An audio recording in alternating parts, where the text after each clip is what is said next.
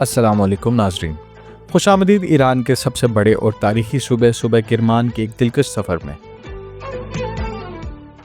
یہ صوبہ ایسا مقام ہے جہاں تاریخ بھی سانس لیتی ہے، ثقافت بھی زندہ ہے اور قدرت بھی اپنے رنگ پوری شان سے بکھیرتی ہے۔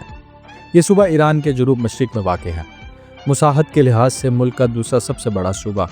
کرمان صدیوں سے شاہراہ ریشم کی اہم گزرگاہ رہا ہے اور یہی وجہ ہے کہ یہاں تہذیبوں، زبانوں اور ثقافتوں نے مل کر ایک شاندار ورثہ تشکیل دیا ہے۔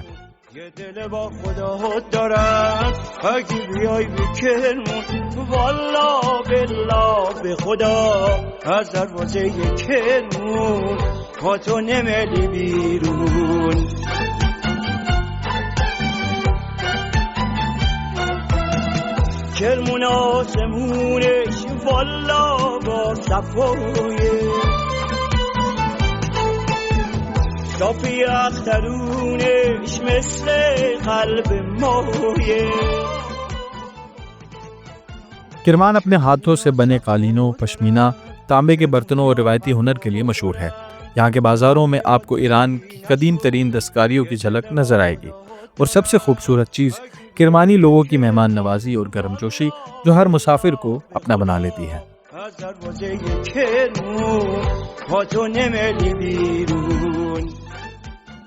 گنج علی خان اسکوائر اور بازار کرمان صفوی دور کی خوبصورتی کو آج بھی زندہ رکھے ہوئے ہیں۔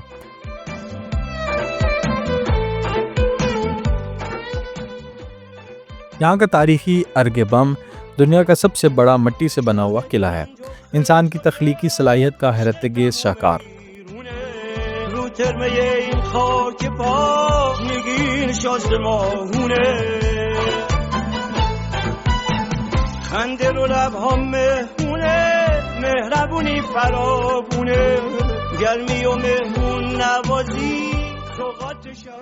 کرمان کے کھانے بھی اپنی مثال آپ ہیں، خصوصاً زیرہ کرمان پوری دنیا میں مشہور ہے۔ روایتی پکوان جیسے دم پخت اور شیرینی کرمانی لوگوں کی ثقافت کا لازمی حصہ ہے۔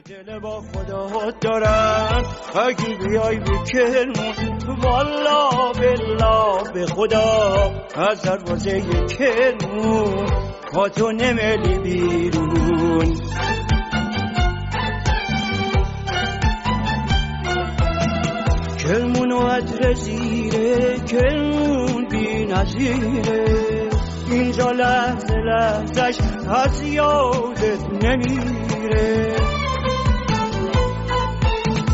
کرمون یادگار تاریخ جهانه توی کوچه باغش خوشبختی نهانه کرمونیا صفا دارن کرمونیا وفا دارن کرمونیا تو سینه‌شون یه دل با خدا دارن اگه بیای به کرمون والا۔ یہاں کے کلود فارمیشنز ایسے لگتے ہیں جیسے قدرت نے پتھر میں محل تراش دیے ہوں۔ اسی طرح سرسبز علاقے، کھجور کے باغات، برف پوش پہاڑ اور چشمے سب کرمان کے قدرتی تنوع کو ظاہر کرتے ہیں۔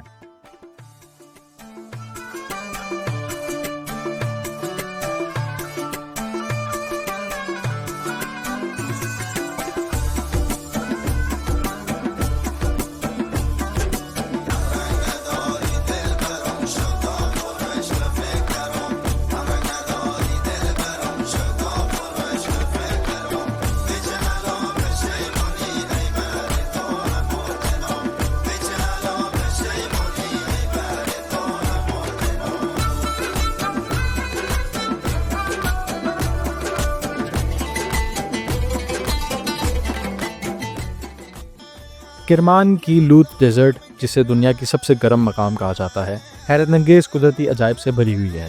صوبہ کرمان ایک ایسی سرزمین جہاں تاریخ کی خوشبو، ثقافت کی رنگینی اور قدرت کی خوبصورتی ایک جگہ ملتی ہے۔ اگر آپ ایران کا حقیقی حسن دیکھنا چاہتے ہیں تو کرمان ضرور آئیں۔